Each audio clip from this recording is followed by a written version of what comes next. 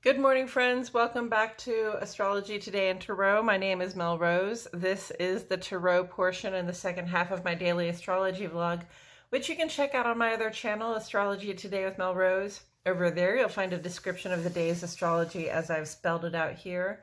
Here, I will discuss the tarot card that sits on the side of the page, and then I'll play another card that, in the context of today's astrology, may just give us something more to think about. So let's get into it. The card that currently sits on the side of the page is the Seven of Swords, and it's here because it corresponds in astrology with the last 10 days or the third decan of the sun's transit here in the land of Aquarius. Aquarius is an air sign, and swords in tarot equate to air element symbolism. And air element symbolism is all about the thoughts, plans, and communication, the logic, the rationale behind which we do things, sort of our ability to analyze things, our ability to engage in conflict, our strategies, that kind of stuff. So we come to the Seven of Swords, and we see somebody here employing a strategy called theft, right? Some trickery or deception is going on here, and don't look at what I'm doing sort of vibe, like I hope nobody sees me. There's a little looking back over the shoulder there sort of gesture. So sometimes, well, there's a deception at work with this card. You can see pretty plainly, but sometimes we feel like sort of pressured to be dishonest in order to achieve a certain goal, to get what we want or need. That's like the lying on the resume, or sort of falsifying information so that you can take advantage of an opportunity. It can be sort of making off with somebody else's plans, ideas, or even sort of their artwork or their creative work. So one thing that always comes to mind for me with this card is to remember to safeguard your own sort of creative work, the stuff that you've made. Don't allow people just to sort of use it and change it all willy-nilly, or to call it their own, okay? And definitely don't turn a blind eye when you see somebody else doing that either. So, here's the problem with lying ourselves to get what we need, or with turning a blind eye when somebody else lies when they to get what they need. And that is that there's a deception at work. We're engaged in the deception one way or the other, and then we have to worry about whether somebody's going to notice. Hey, did you know that this person was doing this? Did you turn a blind eye to this? Or hey, somebody saw you making off with that person's ideas over there. Did you forget that they were not your own ideas, right? So, we're always sort of looking over our shoulder to see if anybody's going to find out what we did, what we were dishonest about. And the better way to go is just to not try to engage in that kind of trickery or deception, okay? And with that said, I'm going to turn this card over. This is a card from my Forhasha deck. These are fairy entities that represent the four suits. And here we have the Knight of Water, which would correspond to the Knight of Cups.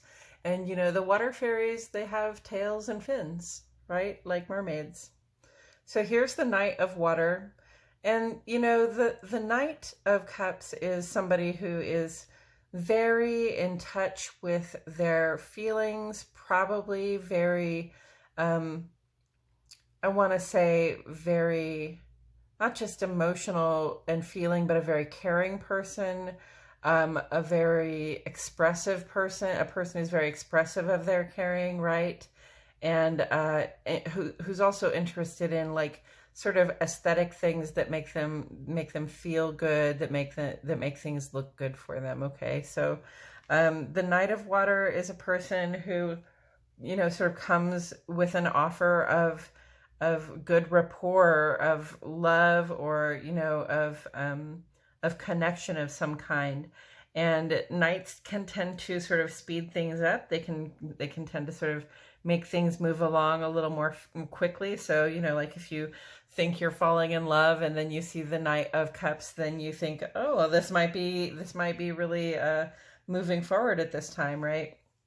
And you just sort of likewise, if there's something that you this card really speaks to me of sort of yearning for connection. So if there's something that you yearn for in terms of connection, if you're, you know, it doesn't have to be like a lover. It could be reconnection with a family member, reconnection with a friend, you know, a desire to make a good new friend, or even, you know, sort of a desire to create new life. That's what the Knight of Water is here for, is sort of there to not initiate, but sort of carry us forward on that emotional journey. You know, with the reminder that those connections are definitely about how they feel. There's this phrase I used to love to say. How did it go? Friendship is like peeing your pants. Everybody else can see it, but only you can feel it. Right? So those kind of connections, they are very much about the feeling, but they are also about sort of the way we treat one another, right? The way we show our caring to other people. And, you know, when it comes to caring, that also brings me back to Venus and our sort of investments of the heart, but also investments of the coin, and how we want to sort of seek good reciprocity in those connections, right? And you know, when you're giving your love, when you're giving your care, when you're giving your good feeling, sharing your good feeling with somebody else, and sort of trying to move along in that relationship, I'm definitely getting a vibe of like, you know, perhaps a new lover in somebody's life, or a new potential partner in somebody's life. You know, understanding that there has to be good reciprocity, Venus, in that in that connection in order for it to be right. Okay, so keep an eye out for that, but understand that this could mean that something like that, something that you feel connected about, or desire some connection to, that you feel good about, you know, might be moving along at this time, or not. And I don't mean moving on from us. It just means that, you know, we might be making progress in a relationship at this time. So where do we see the Knight of Water here on the page? Well, we see Venus and Pisces, Venus and Neptune together in Pisces, and Venus is creeping up on Neptune very quickly here. They will be conjunct in probably in a few days, but so Venus in Pisces, you know, Venus is about our desire for connection. It's about the part of ourself that we're willing to invest in sort of loving, supportive connections with other people, among other things. And Venus in Pisces is very watery, very emotional, very compassionate, very wide open.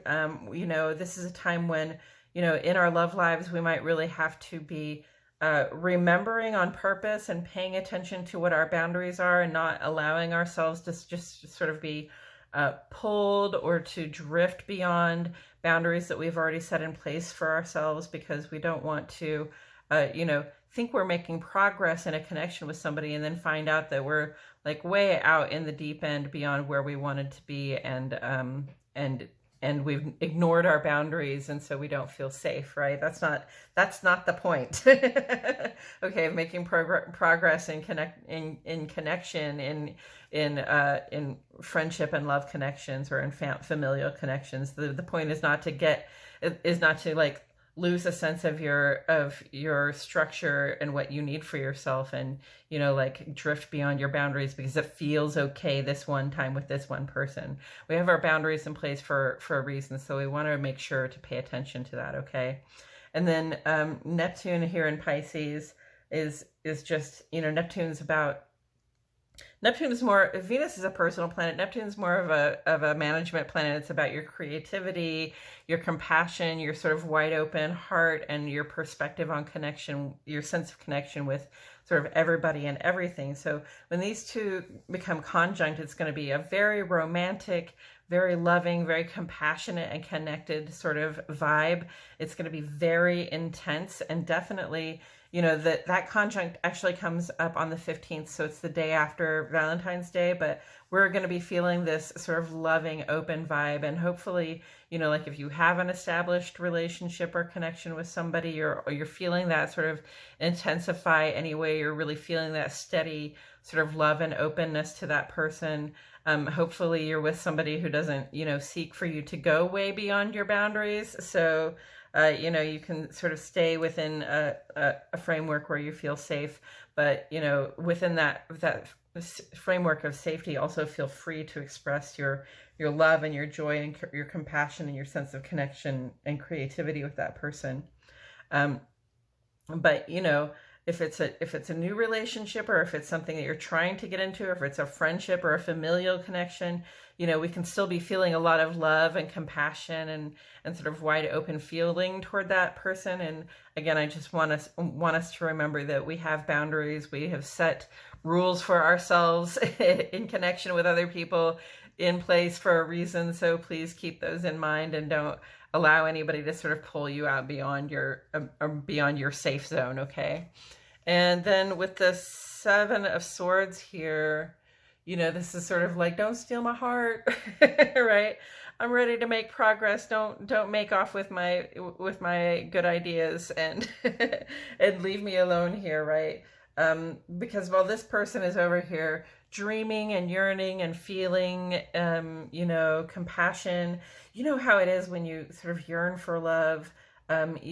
Whether it's for love with somebody that you are connected to, or love with somebody that you don't even know yet, you sort of feel that sense of connection anyway. It's just sort of reaching out into the world and hoping to connect with somebody. That's very much a Venus conjunct Neptune in Pisces vibe, okay? So that is a time when it would be easy to be deceived, right? When Neptune comes into play, when we're in Pisces, it's easy to deceive ourselves because everything looks so calm and loving and lovely, and we feel so creative and connected to everything and everybody. What a nice feeling, right? So when we're feeling very good, we have to be especially careful not to allow ourselves to be deceived, not to allow ourselves to deceive ourselves about, say, what is the potential of this connection that I'm feeling right now? If you've met a new person and you feel like a lot of potential and love or potential for love in that connection, a lot of potential for creativity in that connection, you know, just be aware that you may be seeing things the way you want to see them right now. Okay. There's a lot of idealism that comes in with these two coming together in Pisces right now. Okay. So, don't let the idealism overwhelm you and blind you to the fact that somebody might be dishonest, okay? And also, please don't walk into those situations not just, you know, being dishonest with yourself, or being, you know, perhaps a little too willing to believe things are as good as they seem they are. You know, if it seems like it's too good to be true, this is happening so quickly, things are so wonderful with this person, it's really time to start asking questions, at least of yourself, okay? Don't just sort of waller in the in the beautiful feeling vibe of it, but really, you know, don't forget to pay attention to what's happening for real, okay? Pay attention to that person's real actions. Don't walk in trying to deceive anybody. Don't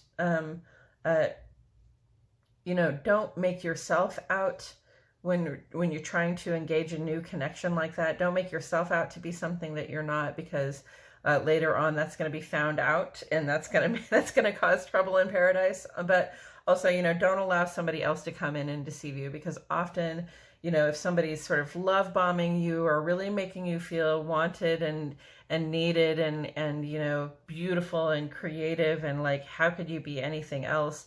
And you get so distracted by that good feeling of connection that you kind of don't see the dishonesty that person is bringing to the situation. Okay, whatever it is, people hide, people are dishonest about themselves all the time. We all do it from time to time, okay?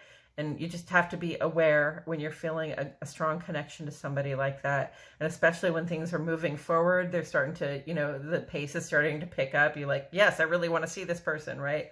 You know, pay attention to their actions, pay attention to their words, pay attention to the things that are not being said, okay? Pay attention to the things that you are not seeing, and don't make any commitments without knowing the full status of this person. Okay, you know, where they work, what they do, why they do it. You know, find out about them. Okay, yeah, that's probably something really specific for like 3 or 4 of you. Right? But if it does connect with you, please let me know if you're feeling that vibe, like you I are either in an established relationship or even in a new relationship, or you're feeling a yearning for something's just getting started, you know. Let me know if you're feeling that strongly connected vibe, and if you're noticing an impulse to sort of overlook things. I heard something clever recently. It was called painting red flags green. It's not that you don't see them, you just turn them green, right? You got to see those red flags for what they are, okay? And call them what they are as well. All right, I think that's all I have to say about it today, friends. Thank you so much for joining me. I truly appreciate your presence here. My name is Mel Rose, and I'll see you all back here tomorrow for more Astrology Today and Tarot.